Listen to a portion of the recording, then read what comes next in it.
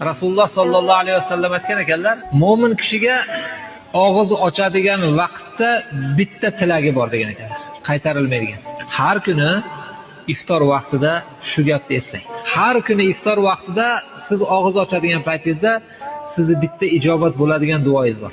Albatta yo ayolingizda yoki farzandingizda yoki ota-onangizda yoki qo'shningiz yoki do'stingizda albatta o'sha duo bilan duo qilib qo'ying. Ijobat bo'ladi shu duo. Hazrat Musa alayhissalatu vassalom Alloh subhanahu va taolo bilan gaplashganlar, bilasizlar?